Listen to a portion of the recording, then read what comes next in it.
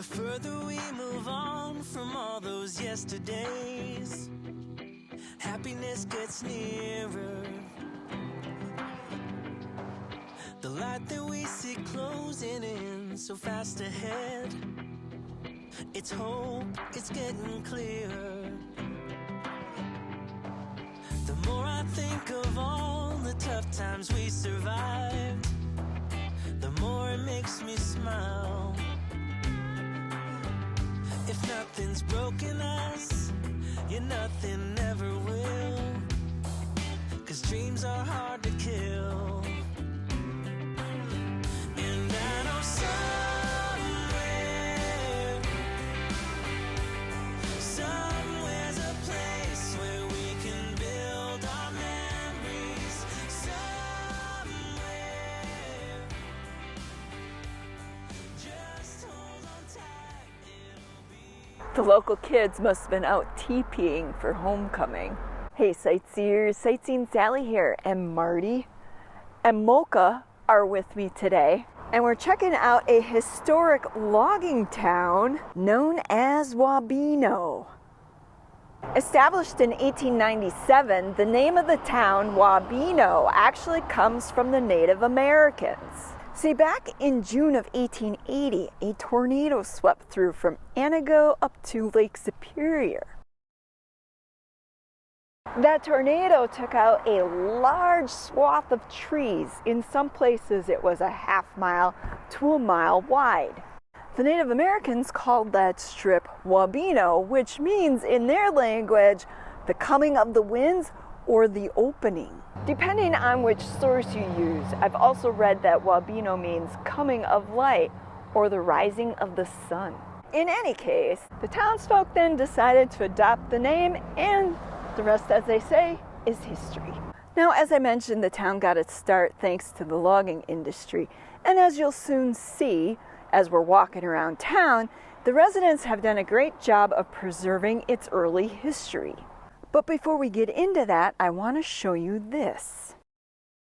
What on first glance appears to be a gravel road is actually the old railroad bed for the Chicago and Northwestern Railroad. See, back in the late 1800s, the Chicago and Northwestern Railroad pushed its way up into northern Wisconsin. And as I've mentioned previously in other videos, small towns sprung up along the railroad. But what happened here in Wabino is just a little bit different. Here in Wabino, there's a waterway that runs alongside what would have been the old railroad. And so what happened here in Wabino is that lumber companies, sawmills, sprung up in between the railroad and the waterway. In total, I believe there were 5 lumber companies or sawmills that sprung up here, creating what is now Wabino today. Now, as you can see, the water level is way down, which is why I hesitated to call it a river or even a stream, because it is so low. But I'm pointing that out because I think it's important for you to understand the location of everything in relation to what is here today. Because back in the day, waterways were used as a means of transporting logs or timber from the woods farther up north. So if you can imagine, what is now the town's park used to be likely the location of one of several sawmills. Before I go any further, I want to give a quick shout out to Dwayne Logan. Dwayne has been a long-time supporter of the Sightseeing Sally channel as a patron and has been our longest running patron to date. So thank you, Dwayne, for all your support in bringing the Sightseeing Sally adventures alive on YouTube. Now, as I mentioned earlier, the townsfolk have done an excellent job of preserving their heritage. Behind me is the Logging Museum. Built in 1941 by the Wabino's Lions Club, it was fashioned after an old logging camp structure. And if we look closely, we can see that it was actually built just like one of the old logging structures, using notched logs.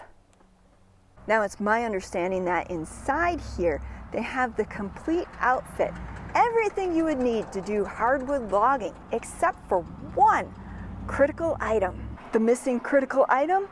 The complete harness for the horse. Now, if I'm not mistaken, this here is an old skidding snout. But the thing is, it's not just no ordinary skidding snout. This one has a very interesting backstory. Apparently, it had been lost for years, and then it was found south of Otter Lake. People didn't know what it was, and it was actually a mystery until one day an old employee of Menominee Bayshore Company, which was one of the logging / sawmills, identified it as a pig snout or skidding snout. Apparently, a skidding snout, or pig snout as they call them, was used to put on the butt end of a piece of timber, of a log, and that way it helped move it along when it was being dragged through the woods. In other words, it was used to help prevent debris like sticks, stones, rocks from catching up in there in between the log and the ground and kicking up and breaking the skidding cables. Moving along to some of the other iconic pieces of logging history here in Wabino. In front of me is an old steam-powered logging hauler that was owned by the G.W. Jones Lumber Company and used at the sawmill from 1909 to 1935. Built in 1901, it's powered by 4 steam engines and capable of speeds of 6 to 8 miles per hour. And what makes this piece of logging history even more unique is that it is one of a few in the entire United States that's still operational to this day. As you can see, Marty's checking out the Phoenix log hauler. This type of stuff is right up his alley. Yep. And apparently every year for Wabino's Steam Up Days, they fire this bad boy up. Now here's something of Wabino's logging history that you might recognize from early Sightseeing Sally days. It's Larry the Log Roller! Standing in at a height of 22 feet and 4 inches, Larry was donated by the Chamber of Commerce to the town in honor of their sports teams. If you're thinking, oh, Larry looks familiar, that's because back in early Sightseeing Sally days, we stopped here to film a segment of Larry when we were on our way to see the fishing museum up in Hayward. That clip then ended up making an appearance in my introductory segment for quite some time. But the other thing I want to point out about Larry is that he's one of several muffler men, like the one we saw in Joshua Tree, that you can still find across the United States. And then next to Old Larry is the bandshell, built in 1941 by Louis P. Mallow. I wonder how many concerts since then have been played here in this bandshell. If you're from Wabino and you know, let me know in the comments section below.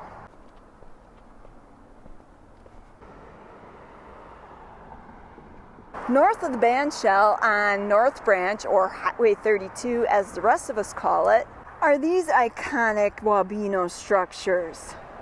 More artifacts left over from logging days, these big red wheels, or katydids as they're known, could carry several logs up to 100 feet. You chain the logs to this here, and that way you were able to pull them out of the woods and you didn't need icy ground to do it. If you've ever done your own tree removal, you know dragging a tree across terrain is no easy feat. And this piece of machinery here made it so that they didn't have to wait for there to be ice on the ground to be able to move the logs easily. And then next to the red wheels is this. I know, just a tree, but it's not just any old tree. This is actually part of an old Douglas fir that was cut down years ago, 1925, I believe, January of 1925. And the reason that this is so special is that it was presented to the town by C.W. Jones, who was owner of one of the lumber companies. And he did it as a memorial to the monarchs of the local forests. And if I'm not mistaken, the location where this tree came from is actually on the National Register of Historic Places. Next to that, we have an original one-room schoolhouse that was built in 1897. Its first teacher was Miss Minnie Brown, and school didn't actually open until 1898, because of a state law requiring there be at least 4 pupils. Class was conducted in here until 1920 when a new school was built. Then a guy by the name of J.W. Norris bought it and ran a newspaper out of it. It was called The Advertiser, and that ran until I think 1943. And then he ran a printing office out of the building until the 80s. In 1997, the town moved it to its present location and restored it to mere earlier days. Next door to Wabino's old one-room schoolhouse is the public library. You know me and public libraries, but what truly makes this public library unique above all other libraries we've visited is that the library is not only one of the town's first buildings, but it is one of the few log cabin libraries still in existence today. Built in 1897 by Chicago and Northwest Railroad Company, it was originally used as a land office. In 1923, the town bought it and made it into the library. Now on the National Register of Historic Places, the Wabino Library is truly an iconic piece of the town's history. As it just so happens, in front of the library is this placard which details some of the history I just shared with you. But the reason I'm pointing this out to you is that it has a couple of old photos showing an aerial view of the downtown. Looking at it, we can see the library where it is today, and then the railroad tracks that ran along what's now the trail that we were on earlier. Back here is smokestacks for one of the old sawmills, the Menominee Bayshore sawmill. And then here is Main Street, which is the busy Highway 32 that's running behind me. And then some of the buildings along the street. And if anything, this picture confirms what I said before about the sawmills likely being in between the railroad tracks and that waterway. And that only makes sense because they would have used the waterway not only to be moving logs down the river, but also to use the water to help run the sawmill. Which, speaking of water, apparently Wabino is home to the best tasting water here in Wisconsin.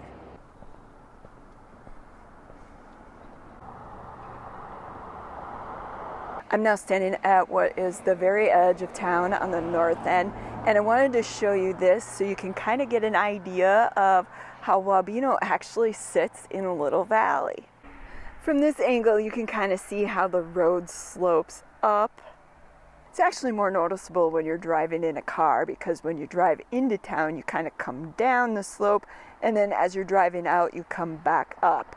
And the reason I wanted to point that out is because Wabino reminds me so much of the towns that you find out west. You know, the old western ghost towns, the ones that sprung up out of the gold rush or the silver boom. And in some respects, I think Wabino and some of the other logging towns up here in northern Wisconsin are a lot like the old western towns in that people came out here for a big boom.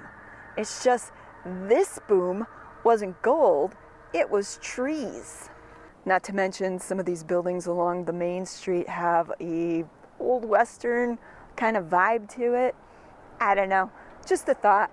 But behind me here is the remains of what used to be the Grand Plank Hotel. Now known as the Lumber Inn Restaurant and Bar, the Grand Plank Hotel was built in 1904 for businessmen and lumberjacks. Considered the happening place to be for those coming to town, inside there was a bar, hotel, restaurant, and dance hall. And the reason it was called the Grand Plank Hotel is because planks of wood were put down on the ground so that people that were traveling by rail didn't have to walk through the mud from the railroad station to the hotel. I even heard from its current owner that there used to be some mischief going on in the old Grand Plank Hotel.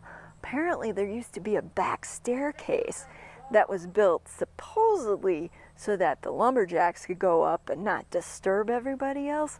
But in reality, they think that the back staircase was being used by the rich folk, men specifically, so that they could visit with the dance hall girls up in the hotel. You know, the kind of ladies in the night type of situation. I don't know. I don't want to spread any bad rumors, but that's what Dave, the owner, told me. This tree, by the way, is one of the oldest trees in town. It's reportedly over 150 years old. What's left of the old feed mill in town? If you look close on the door, you can see that it reads Sparks Store and Feed Supply, which, coincidentally, a grocery store by the same name, Sparks, used to occupy this next building from 1929 all the way up until 1990. Next door to the Grand Plank Hotel is what used to be the Wabino Mercantile. One of the oldest buildings in Wabino, it used to be a meat market. One of the oldest buildings in town, Anton Bergen, a Bohemian immigrant and early Wabino pioneer, started the meat market and a grocery store. It was later bought out by Wabino Mercantile Company in 1906.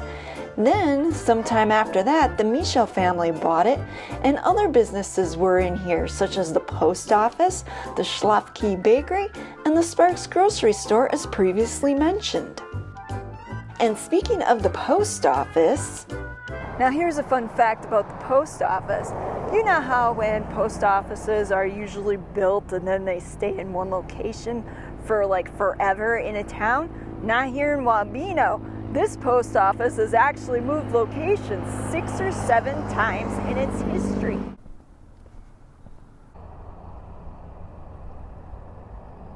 Our next stop on this tour of the old historic buildings here in Wabino brings us to this building. It's currently the Christian thrift store, but it used to be a car dealership back in the day.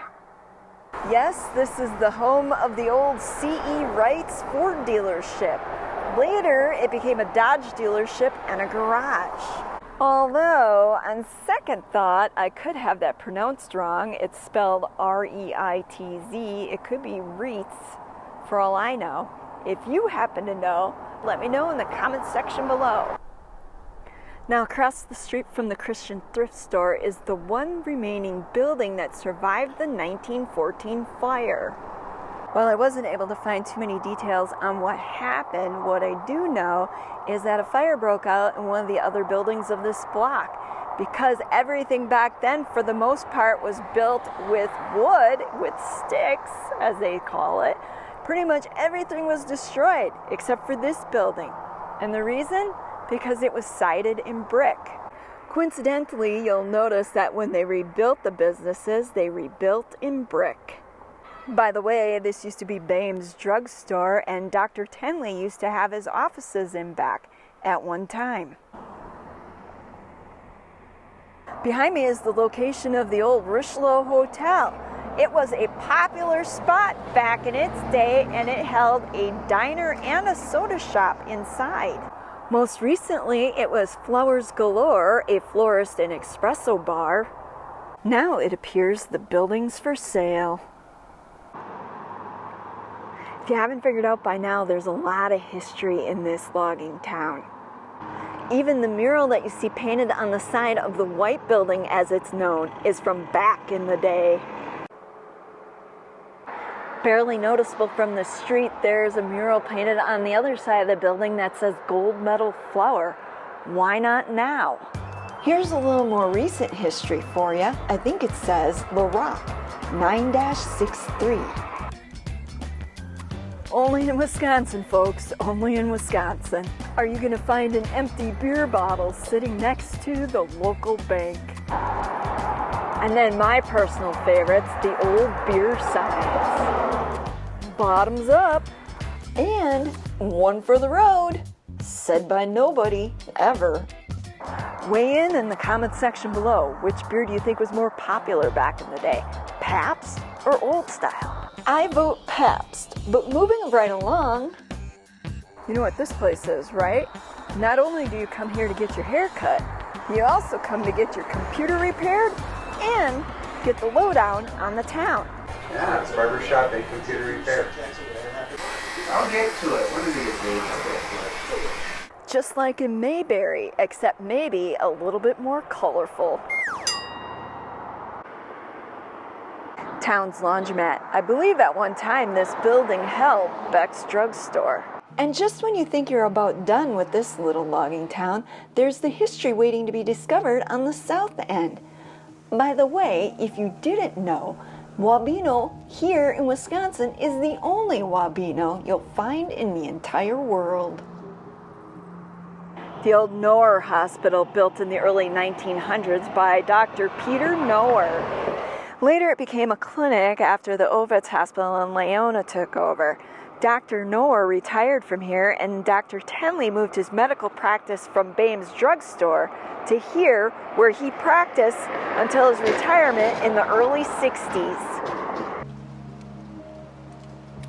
Head south on North Branch on the outskirts of town, you'll find old mansions that were built by the lumber barons back in the early 1900s, including these two old mansions, the Quinlan house and the Mcgraw house. Built in 1908 by M.J. Quinlan, secretary of the Menominee Bayshore Sawmill, an interesting feature of this house is that there are 15 tree trunks averaging 1 1/3 feet in diameter by 10 feet high in the basement supporting the structure. Can you imagine that? Trees supporting the foundation of your home? And reportedly these trees are over 150 years old. How amazing is that? 1908 must have been the year for building mansions, because that is the same year that the Mcgraw house was built. Built by none other than Harry Mcgraw Sr., the Kiwa Lodge, as it became to be known because of the way the light filtered in through the windows. Kiwa is the Potawatomi word for sunbeam. This house had a reputation that was short-lived as being haunted.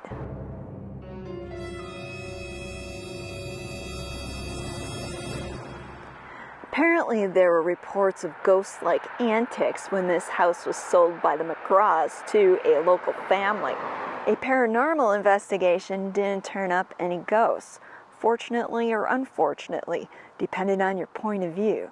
Now, whether the reports of paranormal activity were the result of somebody's overactive imagination or the attempt to start a new myth legend for the community is anybody's best guess, but it sure makes for a good story, don't you think?